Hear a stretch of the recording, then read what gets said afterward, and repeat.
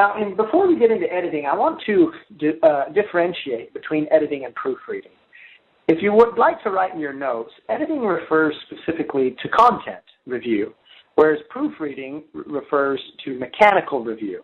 What that means is that with editing, you're going to be looking at things like content and completeness and accuracy and syntax and semantics, whereas with proofreading, you're going to be looking for capitalization and punctuation and grammar and spelling and usage, things like that.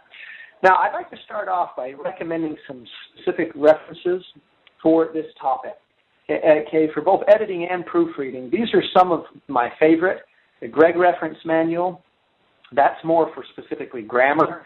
The Franklin Covey Style Guide is more specifically for business and technical writing. The Elements of Style is a wonderful little miniature, almost a pocket-sized manual that is much shorter than the first two, but will give you some fantastic insights as a writer. And then lastly, if you're looking for a great site online, there are many of them. One of them is called grammargirl.com. Another is called Grammarly, GRMMARLY.com. And then an additional one is called the Online Writing Lab, or just OWL for short. And that is put out by Purdue University, and you have the website URL there so you can access that. And if you have a question about grammar or writing that you don't know, you can actually go and submit questions to Purdue OWL site, and they will send you back an answer. So there's a great reference for you there. Okay, let's go on to a grammar trivia. So cover the left-hand side, and here we go. Editing and proofreading are the same thing. Well, we all know that because I kind of gave the answer away. So we know that that is false. Okay, now moving along to some editing and proofreading. Okay, this again is just a reiteration of what I already said. Okay, editing equals the content, and proofreading equals the mechanics. And I've included the specific definitions of syntax and semantics so that you know what I'm talking about when I say that.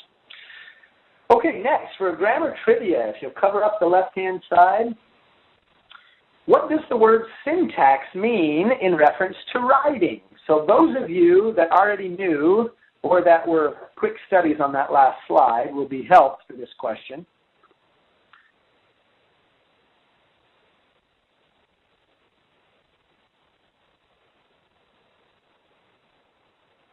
All right, if you guess number 5, none of the above, you are correct. Specifically, syntax refers to the order of the words. The order of the words in which you, the order in which you place your words, and of course that ordering is important for clarity and understanding and simplicity.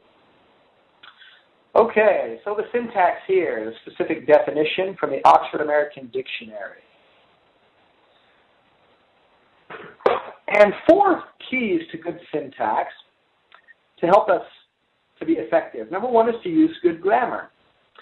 Number 2, to effectively organize your content. You can organize in many different ways, by brainstorming, through drawing up an outline, through mind mapping, through storyboarding.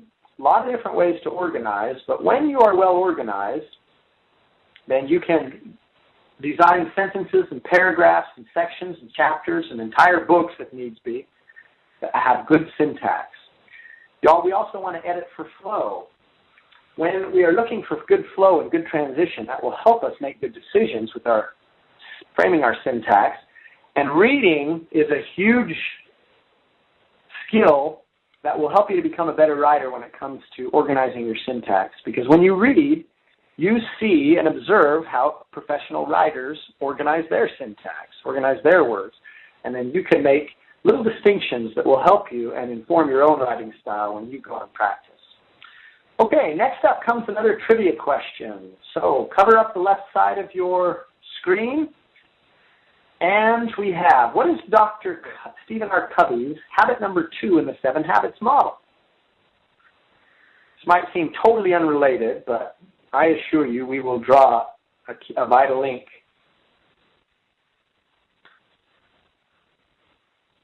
Okay, any of you experts, okay, there are 7 habits here, so if you guess number 2, that is not correct because I did not put it in order. So it's actually number 4, begin with the end in mind. Now, beginning with the end in mind is important for everyone and anyone, as the 7 Habits model will attest. But it is, but this also includes writers. And one of the things that good writers have in common is that they begin with the end in mind. They don't sit down to write just because, well, that's what I do on Wednesday afternoons at 12:30 or 1:30 or whatever time it might be for you, 11:30 or 10:30 if you're in the mountain or west coast. And they don't just sit down and write just because that's what they do on a given day, but rather they sit down and they ask themselves, what do I want to accomplish from this? And they get really clear on who their audience is and how they can best meet the needs of that audience and how they can best organize the material so that they can simply and clearly be understood. And they are more successful as a result. So I want to share with you 5 questions that you can ask yourself before submitting any document. And this is something that you may actually want to write down and put little boxes next to so that you can kind of have a mental checklist as you write. Okay, the very first one is, are you clear on what you want to accomplish? That's habit 2. That's beginning with the end in mind. You know what your objective is. Then we want to look for completeness. Is everything there?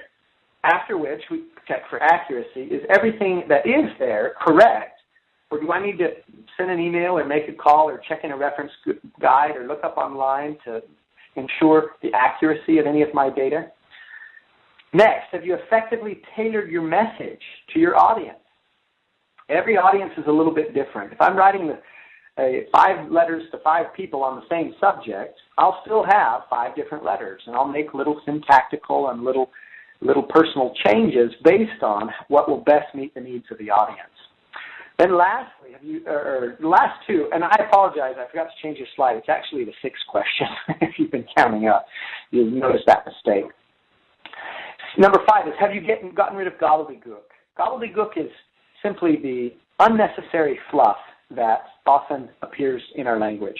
Okay, we don't want to get rid of important details, but we do want to ensure that the important details we include are communicated as concisely as possible.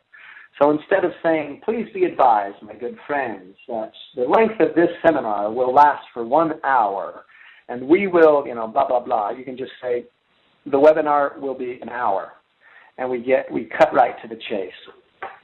Doesn't mean that we neglect our pleases and our thank yous. We still want to add a personal touch where necessary, but we don't want to have a bunch of unnecessary verbiage there that just ends up being gobbledygooky fluff. And then lastly, is your composition appropriate? Okay, the courtroom test is a little rule that I have that basically says, it's a little exercise that basically says, if this piece of writing were to be put up in a courtroom for judge, jury, journalists, my boss, my neighbors, my significant other, my children, it's for everyone to see, would I be okay with that? And if not, what do I need to change to ensure that I get out the negative emotion, that I don't have inappropriate things written in there, that it looks sharp, and that there's nothing that's going to embarrass me or get me in trouble. Seems like just about every other day you read about someone in the newspaper who's losing their job or their reputation or experiencing other negative drama in their life or career because of stupid things that they wrote in an email or that they tweeted or that they put on Facebook or Instagram or LinkedIn. And so we can keep ourselves safe by applying the courtroom test to everything that we write. All right, next up is another trivia question. So cover the left side of your screen.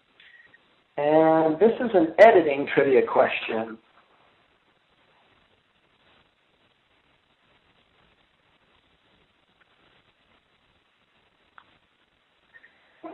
All right, if you chose number 4, you are correct, all of the above. When we are formatting a document, we want to be aware of how it's organized.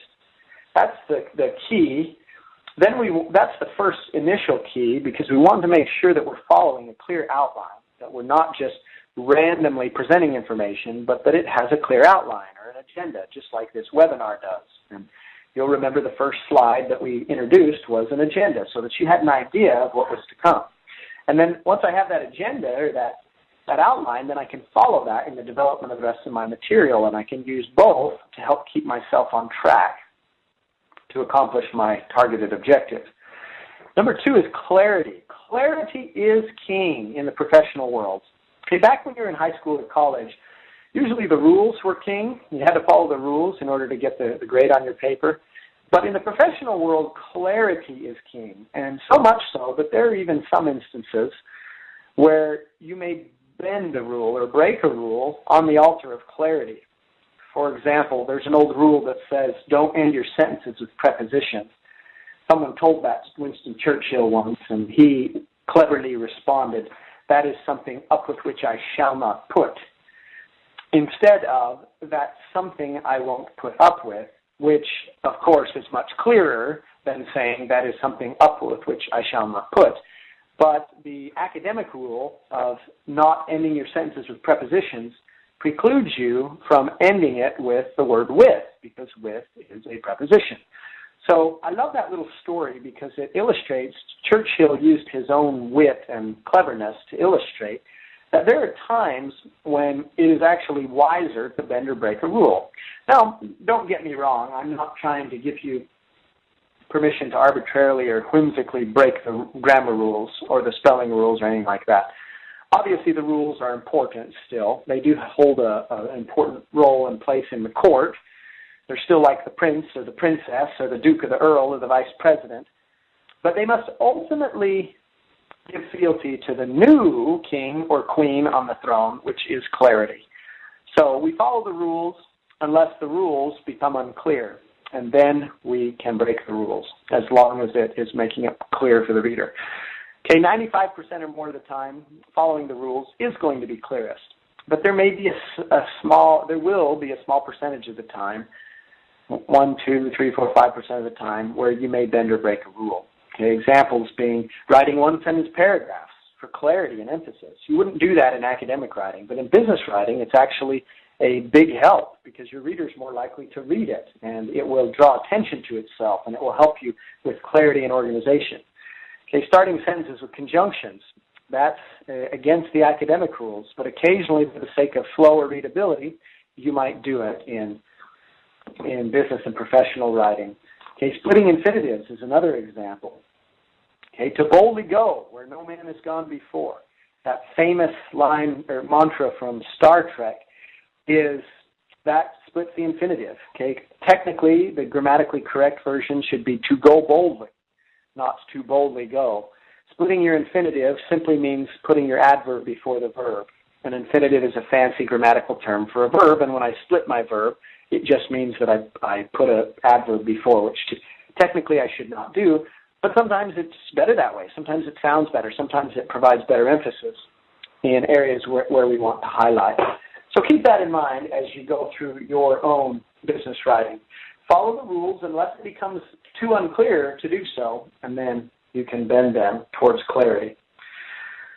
Okay, 3 successful keys to formatting. So we talked about here organization, clarity, and then also consistency. And a key mantra that I'd like to encourage you to internalize is that consistency is a hallmark of professionalism.